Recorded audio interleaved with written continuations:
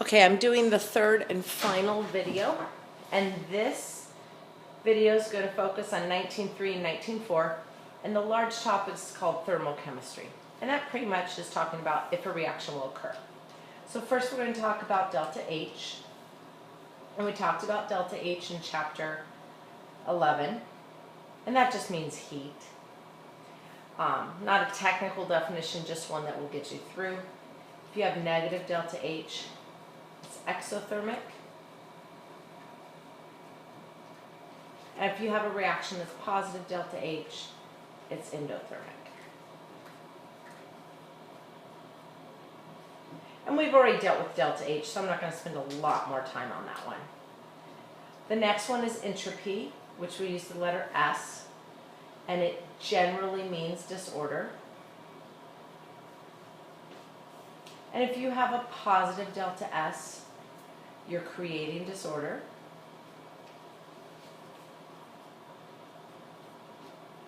And if you have a negative delta S, you're actually creating order. And generally speaking, so I'm putting in red, generally, not always, reactions with a negative delta H and a positive delta S, those are hints that the reactions are good, or that they'll go. Gibbs free energy is delta G. And my slang definition is going to be Gibbs free energy is energy released that could be used to do work.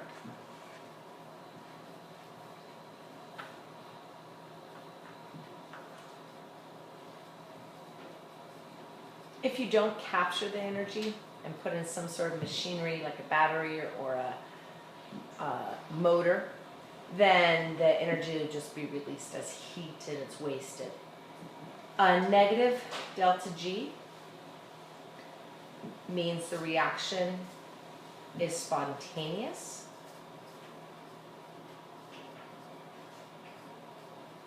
So that means the reaction happens, always. A positive delta G means the reaction is not spontaneous.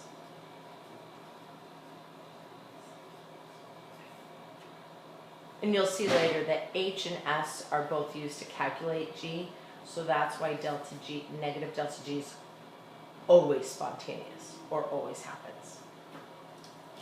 Now, before we get to that, we have to talk a little bit about what entropy is.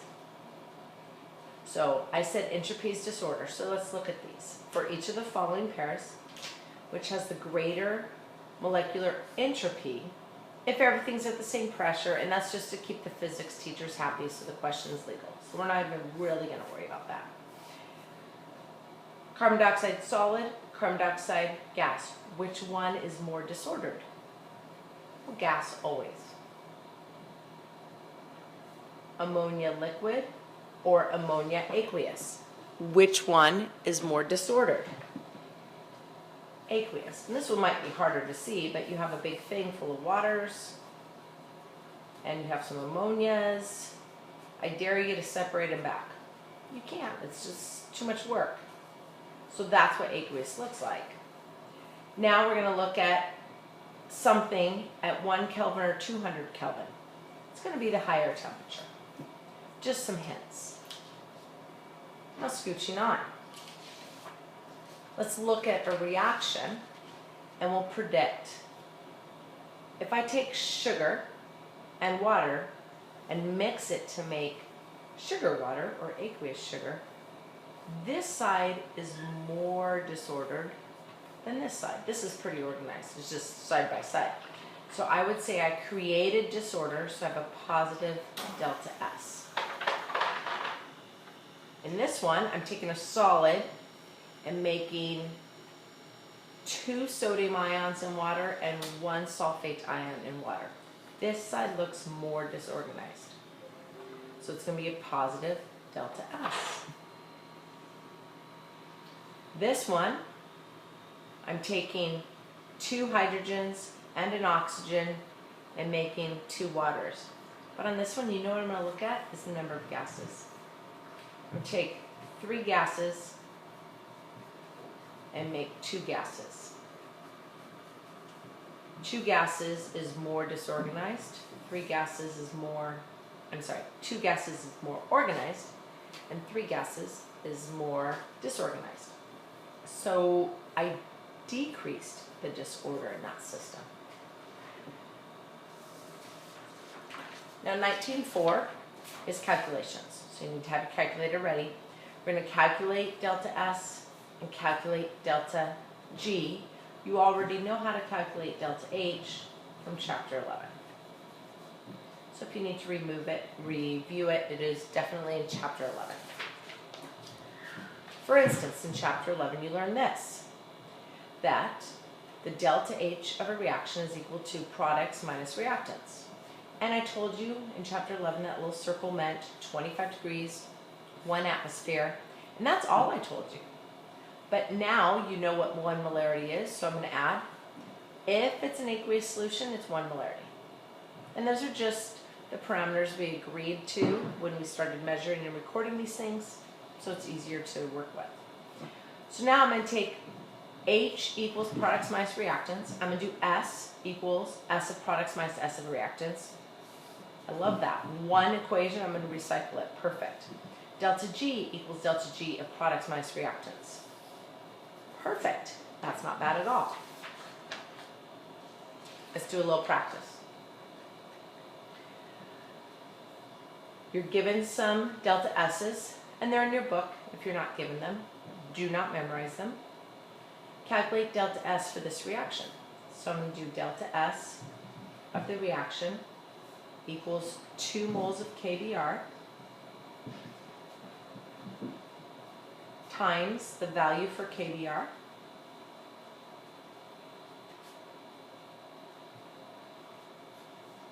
plus 3 moles of oxygen times the value of oxygen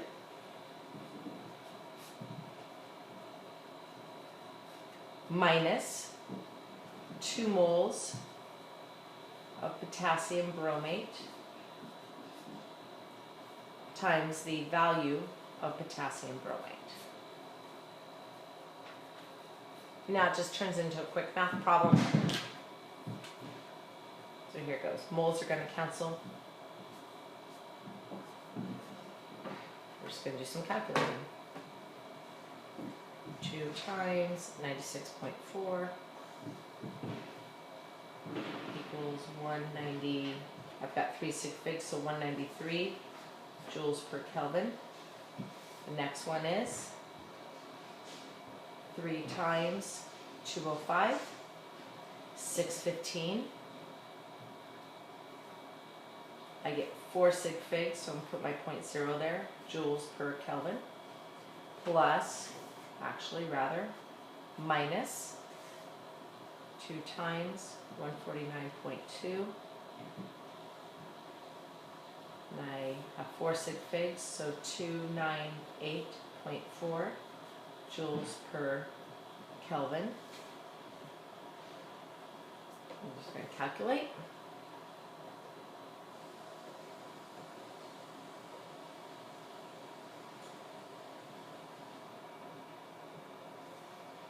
And I have 509.6. This is significant to the ones, the tenths, and the tenths, so I can only stay to the ones. How do I make that 0 significant? I put a dot there. Joules per Kelvin, and there's my perfect answer. So you have one example of how to do delta S, and that's really it. So 1's enough. Now we're going to do 1 with delta G. And once again, very simple, so we're going to do 1. And this one, delta G of products, so 6 moles of CO2, and the value for CO2, kilojoules per mole, plus 6 moles of water. Actually, I prefer parentheses, otherwise I get confused.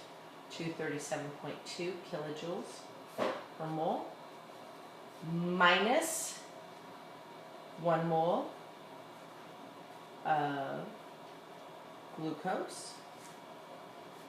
And the value for glucose is negative 907.9 kilojoules per mole. And then my other reactant is oxygen, but it's not given. So we're going to assume that the value for oxygen is 0. If it's not given, it's 0. Just like H, if it's not given, it's 0. So now it's just math. Moles cancel. And here we go. 6 times negative 394.6 to 4 sig figs. Get negative 2368 kilojoules. And this one's going to be 6 times negative 237.2 to 4 sig figs. So it's plus negative 1423 kilojoules. And this one's going to be negative 1 times negative 907. So I'm just going to turn that positive on us. And these are significant to the ones. These two are, so that's going to limit me to the ones. Let me do some addition.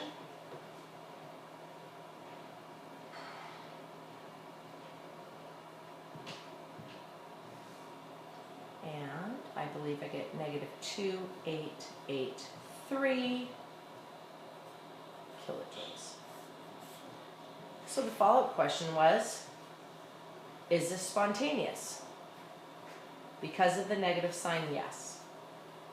All it needed was the negative sign. So I told you before we'd have an equation where we relate the two, rather the three. G is always negative H minus T delta S. T is temperature. So if H is this and S is this, calculate G, and then determine if it's spontaneous. And the AP word for spontaneous is thermodynamically favorable. They mean the same, but I just want you to maybe see it before you get there. When you do this equation, I need you to watch your units. So let's start plugging stuff in. I want to solve for delta G. Delta H is given as negative 393.5 kilojoules per mole minus T, I have no temperature.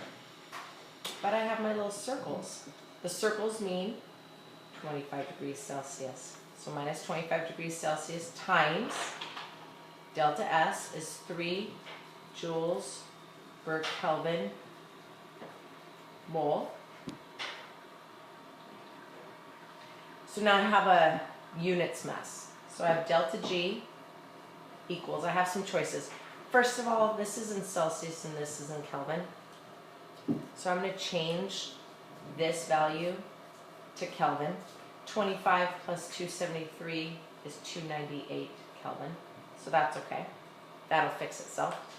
I have kilojoules and joules, and I believe when I asked Carly Howard in class which she prefers, because it doesn't matter, she said kilojoules. So that's what I'll go for. So this one's in kilojoules per mole minus 298 Kelvin times, let's change joules to kilojoules, 0.003 kilojoules per mole. Oops, I'll leave the Kelvin mole. And now more algebra comes in. My Kelvins go away. And then it turns into a math problem, so I'm just going to work that out.